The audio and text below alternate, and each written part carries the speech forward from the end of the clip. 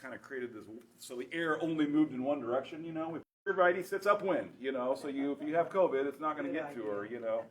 And so she got to see all of her children, all of her grandchildren, almost all of her great-grandchildren, and she found out that she's going to be a great-great-grandma when my son announced to her that they were pregnant, literally about 2 weeks before she passed away.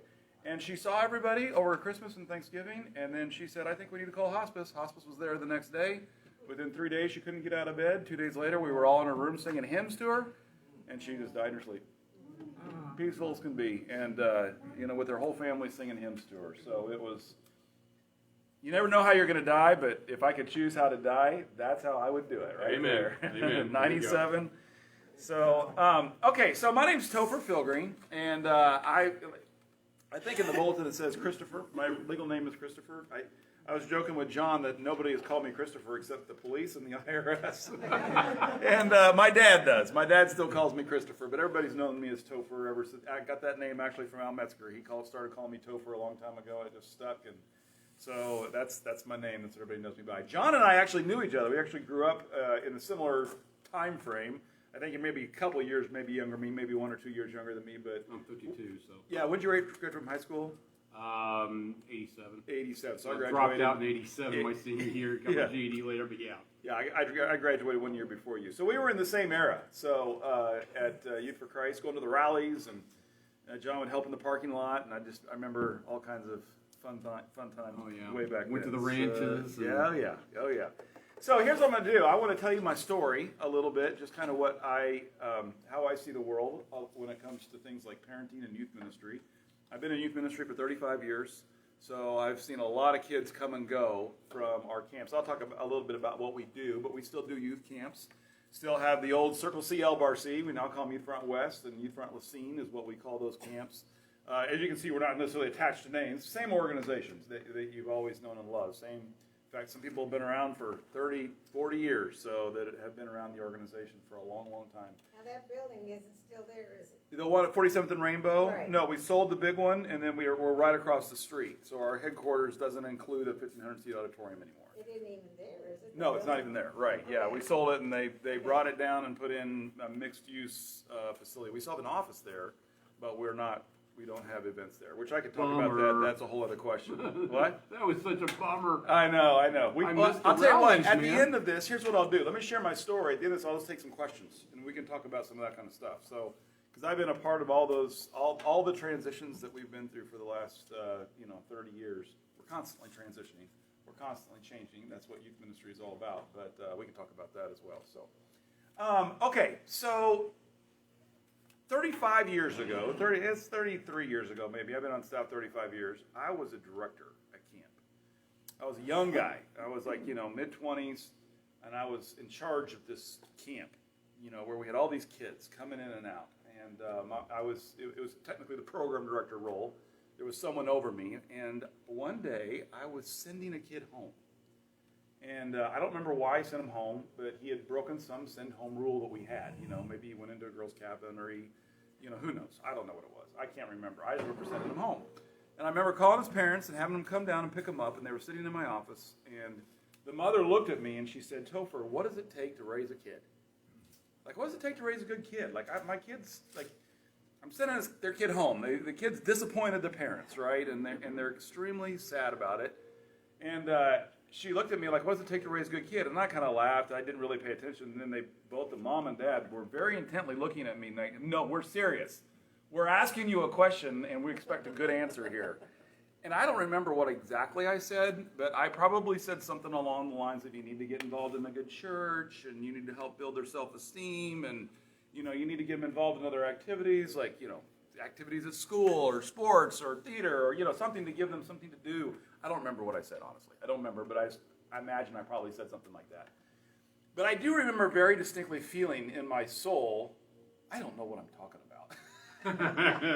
Have you ever done that? Have you ever answered a question? You're like, I'm saying stuff, but I don't know if it's true or not, but it sounds like it should be true. But I had that feeling as I'm telling these parents, and they took their kid and they went home, and I think he ended up coming back in a couple of years later. But that's not the point. The point is, 2 years later, I had a kid, my own son, toddler, running around the home. Cameron, he's now 28 years old and is about to have our first grandchild. And it was at that point that I realized I really don't know how to raise the child. I don't know how to raise them to be a good person, to love God, to follow Jesus, to be a good person in society, to give into society as opposed to take out of society, you know. And so what I did is I embarked on a quest, and I just said I'm going to go about trying to figure out as a parent what's the most important thing I can do that will help my child grow up to be something that I'm proud of, that I want to see in the world. And so I started interviewing kids. I started interviewing parents.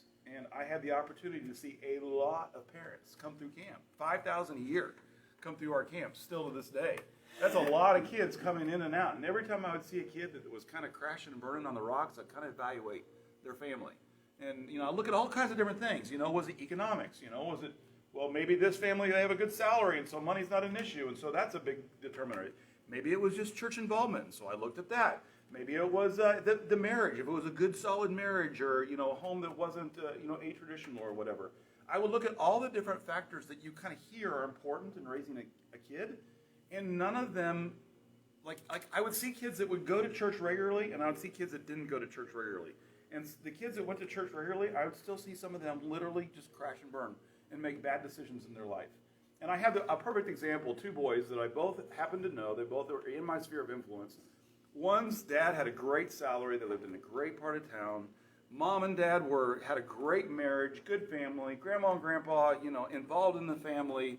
He was a quarterback of a football team in high school and of one of the high schools in Johnson County. And kind of seemed to have everything together. He's like the kid that you go like, okay, he got everything lined up for him. Went to church every single week. And the kid crashed and burned. Got a girl pregnant out of wedlock. Ended up spending a couple nights in jail. It was literally 25 years before it took him to kind of get his life turned around. He's doing okay now. He lives down in Waco, Texas. He's doing okay now, but he went through some rough times. He put his parents through some heartache. And this other kid, I'll call him Cameron, his dad left him when he was in 7th grade because he came out that he was gay. 7th grade. Think about that. Your dad leaving you and your family in 7th grade. His mom was a single mother. They had to leave their house, move into a half of a duplex, extremely poor, family not broken up. I mean, just everything was against him. He went on to start a nonprofit, and he's a youth pastor today. And I'm just like, okay, all my things, everything that I look at, like, why did Cameron succeed and Brock, that's what I'm going to call him, didn't? What happened here? What's the difference? And so I just started interviewing people and talking to people. Whenever I saw a kid that I'm like, man, that's who I want my kid to be like. I would go talk to them and find out what they did with their life. And I talked to their parents. Maybe if I could talk to their grandparents. And I came to some very broad conclusions about what's the most important thing. If you can name it, if you can narrow it down, because all those things are important. Being in church, obviously very important. Having a good, solid marriage and a family life, very important. Being involved in extracurricular things, whether it be, you know, a club soccer team or theater or the chess club, all really important. You know, having the economics of your family, it's an important aspect. But none of them are like delineating. None of them are like, okay, that really cuts across everything to really make a difference. Until I came upon this. And that's what I want to talk about today. And it's become what I've become passionate about more than anything else is this one thing. Coincidentally, Jesus modeled it for us when he walked the earth. So what I want you to do is turn in your Bibles, if you have them, to John chapter 19. John chapter 19. And I'm going to tell you, if you've ever asked the question, if you're a parent or if you're a grandparent, because this applies to grandparents just as much as parents. In fact, I think it applies more to grandparents in some ways because a grandparent can speak into a kid's life. Like your grandson or granddaughter, you can say things to them that their parents can't say to them. And then you can walk away. You can speak wisdom into them and out of love, and you don't have to live with them and tell them to clean their room, because you can just come into their life and love them and say, hey, here, let me tell you how I see the world after, living so long. And a lot of times they'll listen to you when they won't listen to their own parents. But here's what it is. 3 power pack verses, okay? And this is, if there's anything that I could say to a parent or to a grandparent, if someone asked me again, if I was a director back at that camp, and they said, what does it take to raise a good kid? This is what I would say. This is what I have said in my role at Youthfront, and still to this day when I speak to parents and grandparents. Verse 25. John chapter 19, verse 25. I'm reading on the NIV. So, near the cross of Jesus stood his mother's sister, Mary, the wife of Clopas, and Mary Magdalene.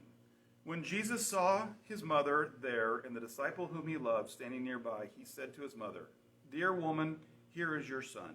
And to the disciple, here is your mother. From that time on, the disciple took her into his home. That's it. So, what's the lesson? Well, first of all, let's talk about the setting. Jesus is hanging on the cross, okay? He's hanging on the cross here. So this is the end of his life. All my life, when I have read this verse, and Jesus, so Jesus is hanging on the cross. Down there, near the foot of the cross, we don't know if it's right below it or, a few feet away, clearly close enough that Jesus could see them and talk to them, because he does, is his mother, Mary, okay? And then there's Mary Magdalene, there's Mary the wife of Clopas, and then there's Mary's sister. We don't know her name, okay? But we know there's 4 ladies there and a guy, a disciple, John, who's the disciple who Jesus loved, okay? He's the writer of the book. So Mary is clearly a popular name. We know that, all right? Because there's 3 Marys at the bottom of the cross. And then there's John. Who is missing? Who's missing? His brothers. Brothers? His father. His father isn't there. I'm telling you, if I'm a father, I don't care what my son is being hanged for. I'm going to be at that. I'm going to be there. His father's not there. What does that mean? His father maybe didn't believe in him. Father plays a good part in their life. Father didn't believe in him? I'm not sure if I agree with that one. What'd you say? The father plays a big part in their life. Their father would have played a big part in their life, Yeah. but he's not there. Anybody have any other ideas? I'd say he's not alive. He died. He died. I think he died. Oh, yeah. He died. He's dead. Jesus' earthly father is dead. Have you ever thought about the fact that we don't have any writing, or what did Jesus go through when his father died? I can't wait to meet Jesus and go like, what was it like when your father died? Like, what emotions did you feel? What did you do? But I can tell you this. In the Middle Eastern culture, what's the most important role of the firstborn son? Take care of the family. When the father dies, who takes over? The firstborn son. What was Jesus' job for? Why did Jesus wait till he was 33 to start his ministry? What was he doing? Taking care of the family. He was a carpenter. He was taking care of the family. So if there's anything in Scripture that says Jesus' father died, even though it doesn't ever state Jesus' father died, it was the fact that Jesus, from when he was able to do anything, as the Son of God, the Savior of the world, he was building furniture to take care of his family, to take care of his mother. And so that's the backdrop, okay? Joseph isn't there. Jesus is hanging on the cross. He's looking down at these 4 women and John. Now, here's how I've always read this. When Jesus saw his mother there and the disciple whom he loved standing nearby, he said to his mother, Dear woman, here is your son. Here's what I've always thought. When Jesus said that, if you've ever read in the Scripture, okay, what if I was there? What's Jesus saying? I'm hanging on the cross. Mom, this is me. I'm hanging on the cross. I'm taking on the sin of the world on me. From now on, every single calendar on the face of the planet will revolve around this moment, right now. Mother, look at your son. Look at me. Okay? Jesus wasn't saying that. So Jesus, when he looked at his mother and said, Woman, behold your son, he wasn't saying, look at me. He wasn't saying, look at me, I'm the Son of God, I'm taking on the sin of the world. You don't realize how important I am. I think Mary did know how important he was, and she did know he was the Son of God and that he was taking on the sin of the world. But at that moment, Jesus was doing something that was his earthly responsibility to do, which was, you just said it, Yeah. take care of his mother. So the very last thing Jesus did when he was hanging on the cross was to make sure that his mother was being taken care of. Here's what he says. He goes, when Jesus saw his mother there, the disciple whom he loved, John, standing nearby, he said to his mother, "Dear woman, here is your son." He was not saying, "Here is your son." He was saying, "Here, the disciple who you love, my love, John, the only guy who's recorded that's standing there, he's taking my role. He's your new son. He's taking over to make sure you're taken care of."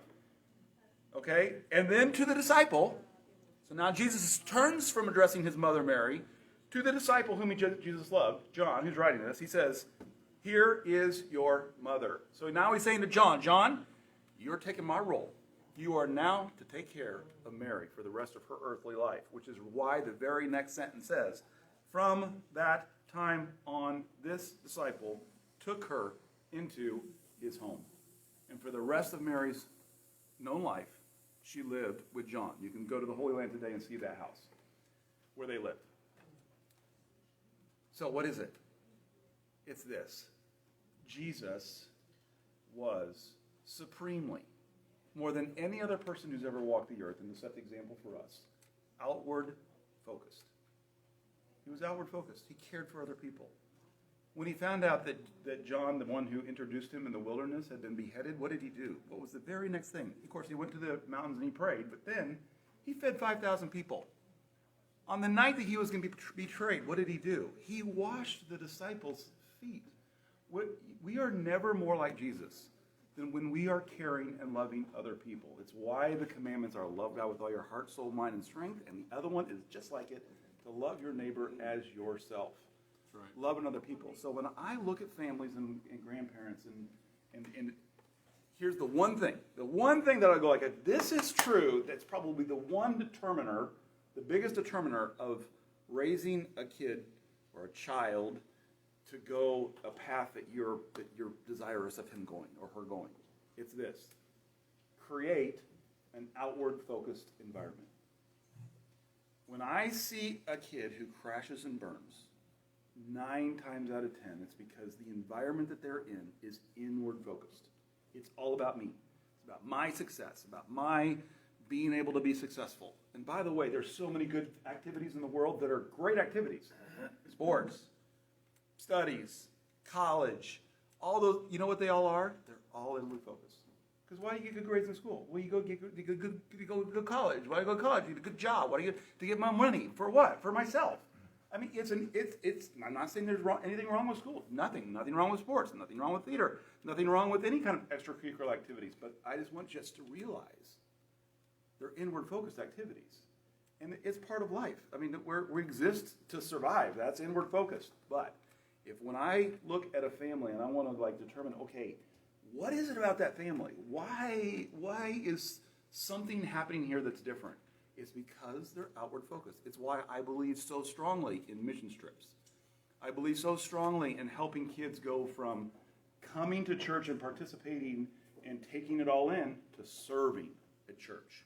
Okay? It's one of the most important things I think we can do. The best program Youthfront does is what we call teen staff. Okay? Teen staff is where we have high school students. Did you ever teen staff, John, when you were in high school? Mm-hmm. Okay, we called it ranch hands back then. That's what we Well, called it. yeah, actually. Same program, I same worked at program. SRBC, yeah. It's where we take high school students and we basically say, okay, you're no longer just coming to camp and playing the games and, shooting the water balloons with the slingshot and all that kind of stuff. You're going to now serve. And you're going to go and clean the toilets, and you're going to help prepare the food, and you're going to do the dishes, and you're going to be a lifeguard. You're going to serve the campers. You're going to work in the game room. And you're going to work in the game room. Exactly. You're going to check out you're not going to play ping pong. You're going to check out the ping pong paddle so that the campers can play ping pong. It's the best thing we do. It's the best thing we do. I've raised 4 kids. The best thing that they have ever done is to be involved in the teen staff program. And to go on mission trips, for me to take them into cross-cultural missions experiences, whether that be locally, down in the Argentine, or down somewhere like that, or down to Mexico, to our site in Mexico, or to Jamaica. We have a site in Jamaica where it's truly a cross-cultural type of experience. It's changed their lives more than anything else. You know why? It's outward focused. In fact, I come up with the name. It's called the outward effect. That's what I call it. It's whenever you can create an environment where a person or a group or an organization becomes outward focused, there's something that happens there, okay? Because it's true with a person. It's also true with the group. When I go to a church, I speak in a lot of churches. It doesn't take me very long to figure out whether that church is outward focused or not. Just listen to the conversation.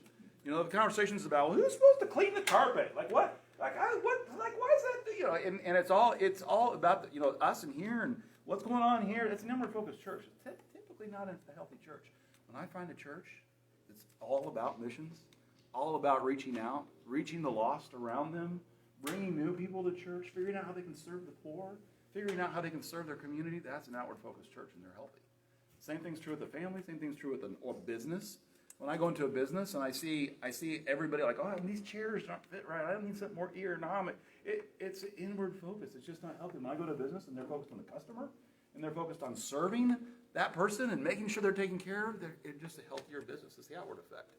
So if there's one thing I could ever tell a student or a parent or a grandparent, like what's the one thing I can do is you have to become outward focused. Learn to serve and care for others. And that's not something that you can force. It's not something that you can like, hey, I'm going to teach you and you're going to do it. It's an environment that you have to create. You have to create opportunities where kids are exposed to new kinds of serving activities, whether it be something like team staff or going on a missions trip or helping with a vacation Bible school. There's something about learning to serve other people. And Jesus taught it and he modeled it right up until the very, very, very end. Is that if you want to be like me, if you want to love God with all your heart, soul, and mind, there's the number one way to do it is to serve and love other people. And so that's my mission in life, is to help kids serve and love other people, to help them learn what it means to serve in God's kingdom, not just, well, are you in or are you out? You know, have you prayed the prayer or not prayed the prayer? In fact, it's interesting. I've done a parallel study of talking to people who have a faith that I feel like is alive. You know, there's some that there's some that that have a faith, and it's pretty much what they do on Sunday. You know, they want to be able to say that they're a Christian, or they live in a Christian nation, or they go to a Christian church, or whatever. But I want to talk to people who are alive in their faith, that their faith is passionate, and that they're following Jesus with their whole heart and their whole soul and their whole mind, and they love God. I want to find out. I want to talk to those people. Like, tell me your story. Tell me your story. And so I do. Whenever I find someone like that, it's like, tell me your story. What's your story? Give me your story. We all have a story. All of us have a story. We have a beginning, we have a middle, and we have an end. Some of us are more in the middle. Some of us are more at the end. Some of us have lost our hair. We know we're getting close. But we're all in a story, right? And so when I want to talk to someone and I want to say, what's your story? Here's how it usually goes when someone's alive in their faith. And I'm like, that's a person I want to talk to. It usually goes something like this. Well, when I was in 6th grade, when I was in 4th grade, or when I was, some in that pre-adolescent, adolescent time period where we were, I prayed a prayer, or I walked the aisle, or I raised my hand, or at night I read a Bible verse and God spoke to me, and I asked Jesus into my heart, or whatever. They have that kind of that moment where they're like, that's the first time faith kind of like really showed up in my life. But, and there's always this but when I was a junior, but when I was a freshman in college, but when I was 20 years old, I was, and then they'll list something that they were doing. And he goes, that's when Jesus really became alive. That's when it really became real to me. 9 times out of 10. That thing that they were doing, they were serving somebody else. 9 times out of 10. I would say 95 out of 100. They're on a missions trip. They're on summer staff at a camp. They're serving at their church. They're doing something where they are serving somebody else. And all of a sudden, it's why I call it the outward effect. I don't know what it is. It may be the Holy Spirit that just says, this person that you're serving that's poor or homeless or whatever the case is me. That's me. You're serving me when you serve them.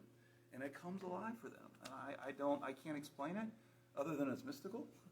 And Jesus told us to do it. I mean, it's pretty clear. So that's, it's just really interesting that's, if I were to, even if someone would say, well, how do I get my kid to have an alive faith? I'm like, you need to get them into an opportunity where they serve. Here's the other thing about story. I was telling we all have a story. Our brains operate in story. We want to be like, we want to live in a story that has sometimes there's a hero and there's a villain and there's problems that need to be overcome, and it's our story. Oftentimes, what happens with a teenager that I feel like is making bad choices, and they're doing things that are going to lead to hurt and heartache, and I call it crash and burn. Probably not the best word because that denotes you can never come back. God's forgiveness is much bigger than our biggest mistakes. But when you see a student doing that, oftentimes it's because they don't like their story. They don't like the story that they're in. It's boring or it's not captivating their heart. And so what they do is they start looking for a better story. Well, guess who's ready to give a better story all the time? The evil one. Absolutely. And he does it through friends at school. He does it through partying. He does it through drugs, alcohol. He does it through all the things that no one wants to kill themselves by smoking and drinking and having a bad liver. Nobody wants to do that. But at the time, it seems like a better story. It seems like more fun. It's a better story to live into. So you know what we need to do? We need to give kids a better story. We need to give them a better story. So when I see a student who, I have an example. It's a pastor's daughter. I won't say the name because you would know the pastor. It's a large pastor here in Kansas City of a church. And pastor's daughter, going to church ever since she was born. And she was really she was making bad choices, I remember one time she came to camp, and I was actually, at the time, I was helping on the ropes course. I was up running what's called our zip line, and she came through. I knew who she was. She didn't know I knew who she was, but I knew who she was, and it was very obvious that she was very hard to the world. She was looking for a different story than the one that she grew up in, being a pastor's daughter. And she went on a missions trip to Mexico. Mexico. It's a little squatters village south of Monterey, and I can't explain it.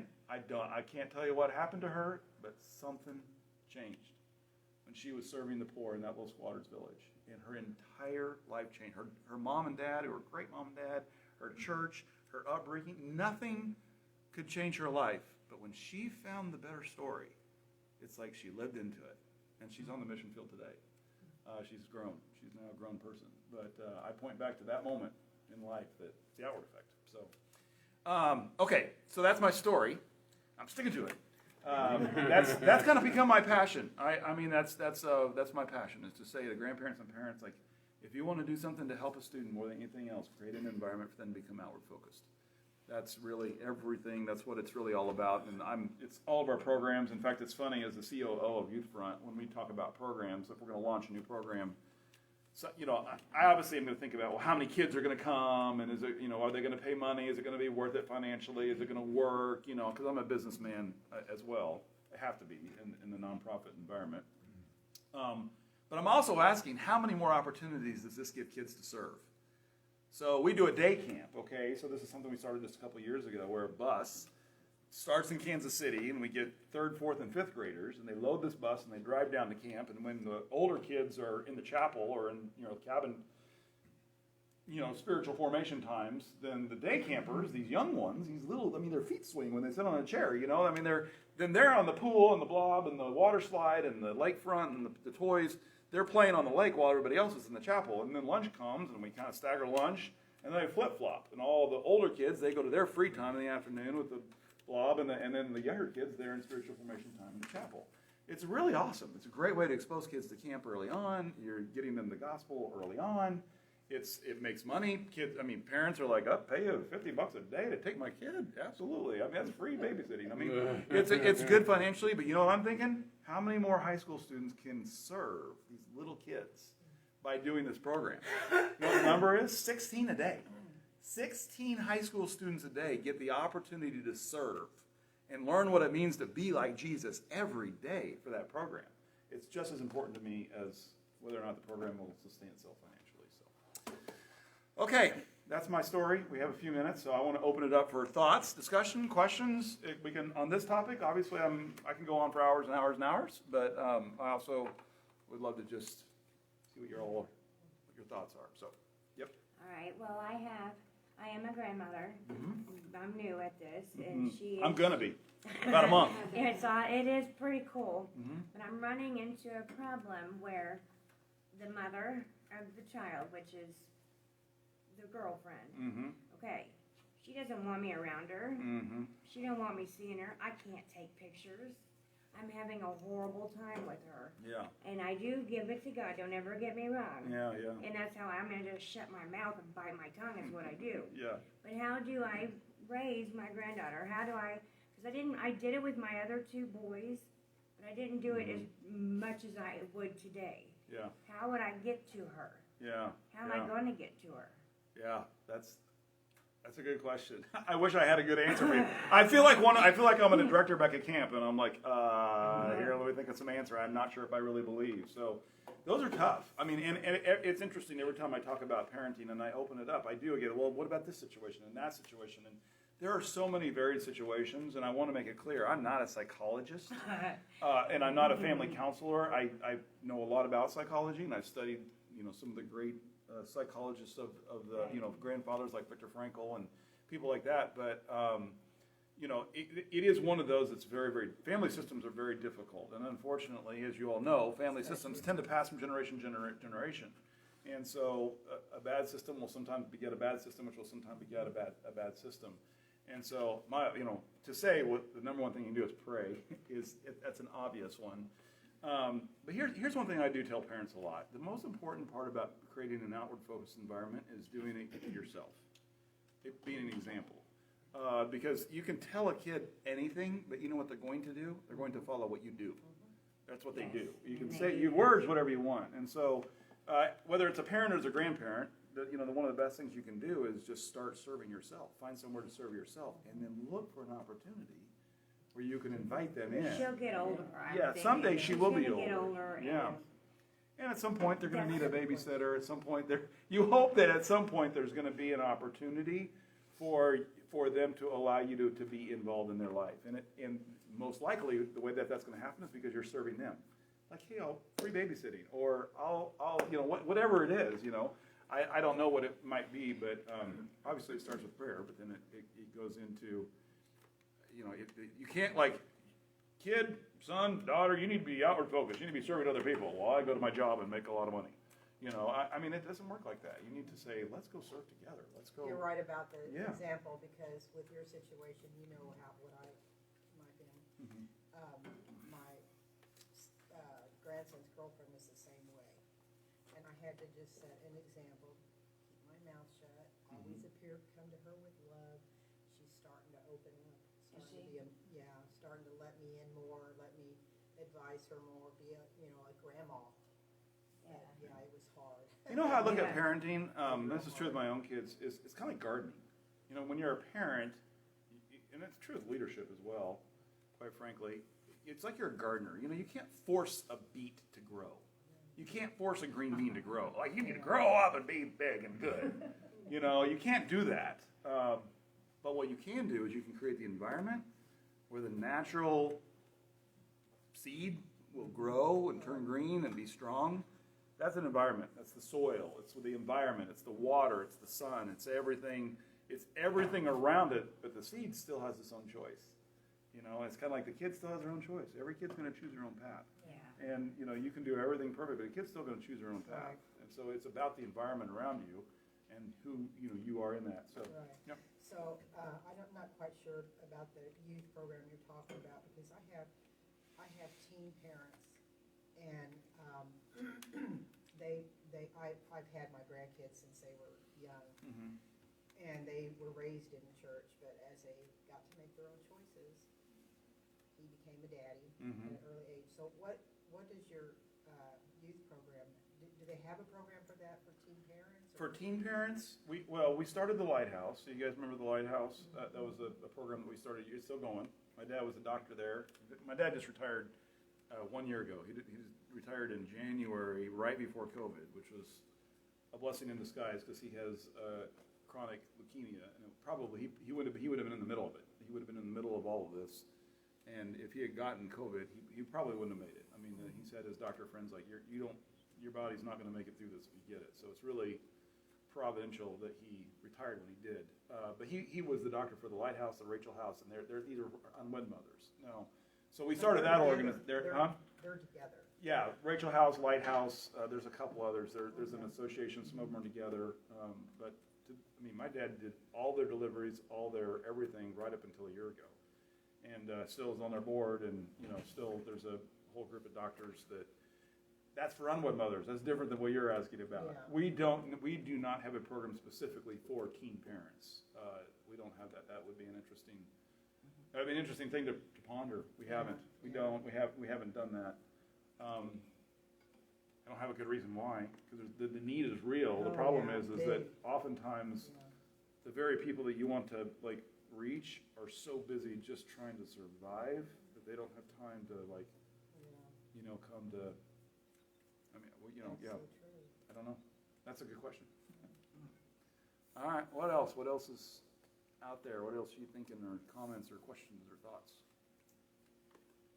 Isn't it also important that teens or children have the right to fail and suffer the consequences Mm-hmm. and be held accountable for their actions? Yeah. Absolutely. Yep. That's something that too many parents don't do. Yeah. Johnny stubbed his toe, go fix it. Oh. Go Yeah. fix the rock and don't worry about the toe. Yeah. You know, Yeah. Yeah. try and make their path as smooth as possible. You can't do that. Right. You gotta let them stub their toe, Yeah. hit their shin, Yeah. fall down, Yeah. get bloodied, get back up and go again. Yeah. It's kind of like, I always liken, there's a lot of parallels to raising pets and dogs and kids. But, if you caught a baby fox, imagine if you caught a baby fox. We had a fox burrow under our driveway in our house a couple years ago. Cutest thing ever. Had a litter of baby foxes. And at night, when the lights were on, we could be on the inside, and those little baby foxes would come and play on our front stoop, and they couldn't see us. We could be this far from them in the window, and they could not see us, which was just amazing to be that close to the little baby fox and the mother. But imagine if we caught one of those, baby fox, and we're like, I want to take care of this little baby fox. I'm going to put it in my fenced backyard, and I'm going to teach it how to do tricks and eat out of my hand, and, do all the things that you would normally teach a dog to do. And then when he grows up, I'm going to set him free. Well, what's going to happen to that fox? He's raised in the backyard, fenced, eating out of a human's hand. You're going to set that fox free. He's not going to know how to survive in the world, because you kept him in a fence, kept him all and taught him how to eat out of your hand. And so that's a great example of, you got to help kids learn to see what it means to live in the world. So, yep. Good. What time are we done? 10:15, okay. Other thoughts, questions, So how, or discussion topics? at what point in your life did you realize that you were called to ministry? My story from a faith standpoint is when I was 5 years old, almost 6, on October 1st. In fact, interesting story, I'll tell you in a second. I was sitting at my Ottawa Bible Church. That's the church I grew up in, down in Ottawa, Kansas. And I remember sitting there, and on the first Sunday, it was October 1st, because on the first Sunday of the month, we took communion. And my dad and mom would not let me take communion. Well, I just that's the adult snacks. I don't even know what that is. I was too young to know what it was, until this one time when there was a girl was sitting right in front of us. She was younger than me, and she got to take communion. And now all of a sudden, jealousy kicked in. So when I saw her get to take communion, I tugged on my dad's sleeve, and he leaned down like, "Daddy, why did she get the snacks and I don't?"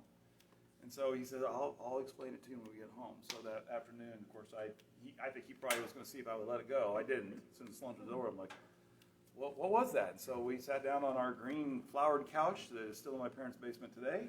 And my dad led me through the plan of salvation and told me for the first time what it meant to ask Jesus into my heart. And even though I had grown up in a Christian home in faith, all my life, that was my first moment where I remember actually praying and be like, "Ooh." But it was 8th grade, but there's the but. I was just your typical kid. It was 8th grade when I was serving at camp. We had just built LBRC. Remember LBRC? That's what we now call Youthfront. That camp's still existing today. In fact, we're embarking on a huge capital campaign to rebuild that camp, because it's now 35 years old, and those cabins need to be rebuilt. We're getting. So had been serving there, and and it just changed my life. Working alongside all these staff and summer staff, I learned how to work. I learned how to do plumbing. I learned how to run a Bobcat. I learned all this stuff, but it's really where these are the people I want to be like. Well, so when we were all done, we were having a staff retreat, and a guy named Del Fazenfeld, if anybody remembers that name, Del Fazenfeld, did this talk on spending an hour alone with God. Holy hour is what he called it. And one of those people that I had been working with said, "Hey, I'll do it if you'll do it. We'll keep each other accountable," and it's changed my life. Changed my life in 8th grade. But it was while I was serving that it became real in 8th grade. That's where I knew that. Somewhere right in there, 8th, 9th grade, I'm like, I want to do this. This is what I want to do with my life. I want to do just what I've been doing for the last year, serving here. And it was a no-brainer. I had some really good mentors that are like, Topher, you sure? You're going to not go to college. I did go to college, but I did it over the next 10 years. But I didn't go to a traditional college. She didn't ask me the hard questions, but that was the moment. So, good question. Yeah, I remember watching the videos of the 2 ranches being built. Yep. Did anybody help build any of those ranches? Anybody here volunteer on those crews? A lot of volunteers built those things. So we've done about $4.5 million of renovation on our at Youthfront Camp West, which is Circle C. All brand new, we'll call activity center. Remember the lodge that burned down in 1979? Anybody remember that? Oh, yeah. Yeah. So that was one of my first memories, because when we had a building right in the center of campus that housed everything: our dining room, team set, so what we call ranch hands lived in the bottom, the game room, the chapel, everything was in one big, huge 3-story wood building. And 1 week before camp, it burned to the ground. And it was devastating. And my grandpa said, at the time we owned a TV station, and he says, you know what? I don't know if it's going to be done, but we're going to build this thing back in 1 week. So he went on that TV station and said, I need workers to come down here. I don't want anybody that isn't skilled. I don't want labor. I don't want volunteers. I want skilled workers that know how to do everything. And sure enough, on Monday morning, I remember going on Sunday morning, because I would have been in 3rd, 4th grade. My job was, when I got down there, is I held a fire hose, and we started scooping out the hot embers while they were still burning. And my job was to just spray things to keep them cool. The tractors, as they were scooping out the burning embers, if they didn't keep moving, their wheels would melt. Tires would melt, so they had to keep moving, and I was just keeping things cool while they were scooping out these fire and putting them into metal trucks that took them across the field to finish burning. And we built that thing back in 1 week. 1 week. They call it the Miracle Lodge for years and years and years. Well, that building was supposed to last 1 year, and it lasted about 20. And so we built that back, and it's a brand new building today. We have a brand new chapel. All the cabins have been rebuilt. So if you haven't been there for a while, it's a completely, the only original building to the very beginning was the Circle C pool. It's still there. Still there. Every year we were like, okay, is the insurance going to make us take out that big old metal C right out of the middle, the big old, concrete? You remember that? Oh, yeah. Right in the middle of the pool. Yeah, I'm Facebook friends with Jeanette Gardner. Oh, yeah. With the Conquest. Yeah. And one of my closest friends that I'm still close to, just lives right down the road from me today.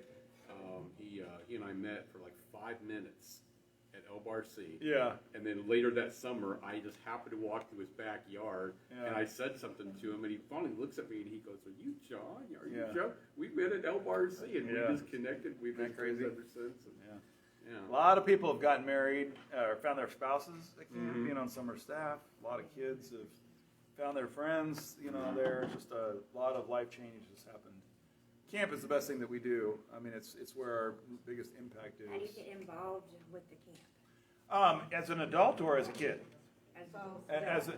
So we still have a limited number of what we call volunteer cabin leaders. And these are cabin leaders that come to camp, so we have in every single cabin, we always have 2 adults present in every cabin. And one of them is a college student that we've hired that's been through 2 weeks of training, and then a lot of times the other one is an adult volunteer who's there. 9 times out of 10, that volunteer is connected to the kids in that cabin, like they're a group leader from their church. We cater to churches. So, there's some camps that are very expensive, and it's really only individuals that can go because they have to have pretty good money. We keep our prices so that churches can come as a group. So we rely on a lot of like youth pastor networks to bring 3 or 4 volunteers with them that are connected to kids in church. But so that's one way. That's more long term. That takes a Through whole my week. church? Huh? Through my church? Well, that would be like if your church was taking a group, that would be a good way to go. We also do volunteers where sometimes if we're doing like a Monday morning registration, we'll always have a group of parents. Sometimes it'll volunteer. Like for instance, this year we're testing every kid for COVID. 350 kids we're running a test on Monday morning. That's going to be a chore. That's going to be a big deal. So that's often a time that you can volunteer. Probably the easiest place to volunteer is we do service projects in Kansas City. So for instance, right now we have a thing called the Snack Shack, which is a building down in Argentine at about 30th and Metropolitan, kind of right over in there. It's in the Argentine district. It's on the south side of the river. And we have a room that is a snack shack. It's got all the snacks and stuff like that, but it's also got a pool table and a ping pong table and a foosball table, and it's a place where kids can just come hang out. It's a hangout spot, safe hangout spot. Because most of these kids their parents are gone, they're working, they're latchkey kids, they're just running the streets, and so it's a place where we just created an open space for unbelievable youth ministry to happen. That's 100%. We have one full-time person and 100% staff with volunteers. We have a thing that we do called something. Every day. Well, during the school year, it's in the afternoons, and then the hours in the summer. If you go on our website, youthfront.com, you can read about it. Youthfront.com. You can read about the Snack Shack in Argentine. We also have a thing called Something to Eat, which is a food packaging program that we started. Again, it's just a service project. We're not a food organization. We'll never compete with the true food, the Feeding Americas or something like that. But we were trying to find something that families could do to serve together. And so we created this thing where you've seen it, it's the table set up and you have the funnel and you have the 4 ingredients and you put it in. There's different things. Like our favorite thing we like to make is mac and cheese because everybody likes mac and cheese. And you make it and we send it to food pantries, or sometimes we'll even distribute it right to homeless that are right in that area where we package. So COVID really changed that, because you can't have a bunch of people together. So we created, in the Snack Shack, we had to shut that down because the government wouldn't let us have it open. So we turned those 2 rooms, we put in one line and said a family could just come and just package food. And we got a $50,000 grant to pay for the food, and then families came and they packaged, and then the food pantry would pull up and we would hand it right to the food pantry. And it was in somebody's that afternoon. I mean, especially in the Argentine, because so much of that population is dependent on the food supply industry, and very, very hard hit area, very, very by the COVID pandemic. So, yeah. So those are a variety of ways that you can get plugged in, and so. All right. I'm wondering about your new camp that you're building up again, renovating. Well, it's going. It's going. It's just getting old. Like so you know how it is. Remember, Circle C was the old camp, and when we built Elbar C, it became the new camp. And everybody was like, let's go to the new camp, the new cabins, the new buildings, the new, And Circle C was like the old camp. That's where I was the director at, okay? In '97, we started a renovation project where we literally tore down all 16 cabins to the foundation and rebuilt them up, because they didn't have insulation, they didn't have air conditioning, they did all kinds of things. And they're, have you seen the new cabins? You've been out there? Okay. Drive out there sometime. I mean, these cabins are beautiful. House the same number of kids, but like all the showers are downstairs, and they're built right with their own stalls, and it's we got everybody out of the basement. There's nobody sleeping in the basement anymore. They're just so much better. And then here, just a few years ago, we renovated the activity center. We renovated the chapel. The activity center is a new building. The chapel is a renovation. And so we just kind of made everything new. Well, now Youthfront Camp West, Circle C, is like that's the new camp. That's the cool camp. That's where all the buildings are new. So now we got to do the same thing at Lacine, which is we need to take those cabins, which are all in-ground, you don't have really good windows. We want to do the same thing. We'll take them down to the foundation, and we want to build them up 2 stories, turn the front door around so we have kind of a central park area. And then we want to have our teen staff. We made teen staff facilities at West, so all the teen staff I'm talking about, they all live in the same place. We have 48 teen staff per week. And they're all living together and, serving together, living together. It's like their own little camp. And so we want to do that at Lacine as well, which will get them out of the cabins, which will give more beds for. What's the age for the teen staff? You have to be in high school, so going into 9th grade is the age. So, which is interesting because when I survey churches, high school is the one area where people, most even youth pastors are like, It's hard to get I mean, as soon as kids hit 16 and get a job and get a car, church becomes very, very, very secondary to them. So cracking the high school nut, as we call it, is like it's been a challenge. Like, what does it take to get a high schooler to engage with their faith? That's why we do teen staff. That's why we do teen staff. You have to put them on the serving side of it, not on the receiving side. So if a youth pastor says, "Hey, how can I get my high schoolers to come to church?" I'm like, you need to put them in charge, get them serving, get them leading. That's what. If you're just coming to entertain them, in the dog and pony show on Sunday morning, they're going to find a better story. So, yep. Do you still have marriage counseling? I mean, we went. To love and cherish. Yes. Yeah. What was his name? John. John. It's John, but it's not John. Now I got John Losh in my head, but it's not John. It's John and anyway. Yeah. Yeah, no. We used to have a marriage seminar, kind of a counseling seminar, kind of built on some of the same stuff because we saw how important marriage was to raising kids, which it is important. A good, solid family is important to raising the kids. But back when we started really, there was a period of time in there in the late '90s where we became so wide. We were doing so many things, but not very deep. And so there was a lot of things that we basically spun them off to start their own organization and be focused so that we could be focused on youth ministry. The marriage seminar was one of them. There's a couple others, even though we started the Lighthouse, that became its own entity.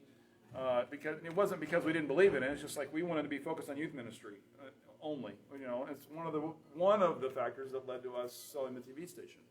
Because teenagers weren't watching our TV station, and we needed to be able to focus on reaching teenagers, and so that was a difficult decision. So all part of the process. So good question. I don't know where he is now. It is interesting though that we do have a counseling arm to our ministry where we have licensed therapists that do counseling. Most of them are adolescents that come through our program because a lot of those parents are like, my kid needs help, especially right now. We have a lot of kids right now that are in trauma just because of this whole pandemic thing and not being in school and there's a lot of kids who are in trauma that need some a little bit more professional help. And so, so we do have some licensed therapists that do counseling through Youthfront, but it's not marriage counseling. Okay. You know what I'm saying? So that's kind of a different specialty. So. I can remember when it was down in Grand Avenue Temple. Yeah, I heard that they just closed or something. I just read an article in the paper.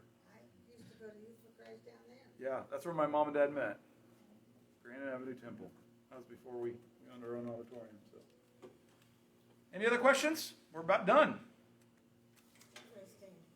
Yeah, well, it's good to meet you all, and hope that my story will challenge you. Come back with videos next time.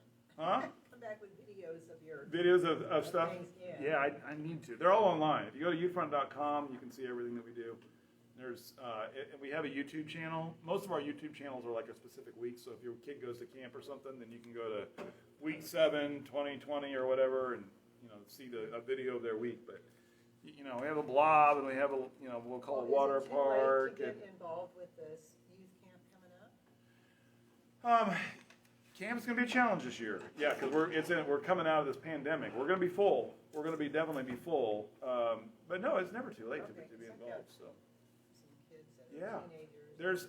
There's several weeks that already have a waiting list on them. Not to go, to volunteer. Oh, to volunteer teen staff? Yeah, there's an application. Go to youthfront.com and follow the teen staff links. Okay. And there's an application. There's an application process. And I don't know how we are.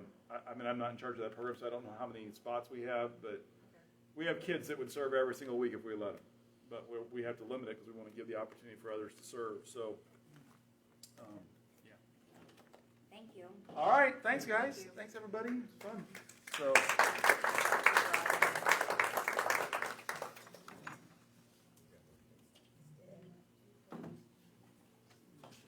You look like your dad. Do I? Yes. No, my dad still has hair. Oh,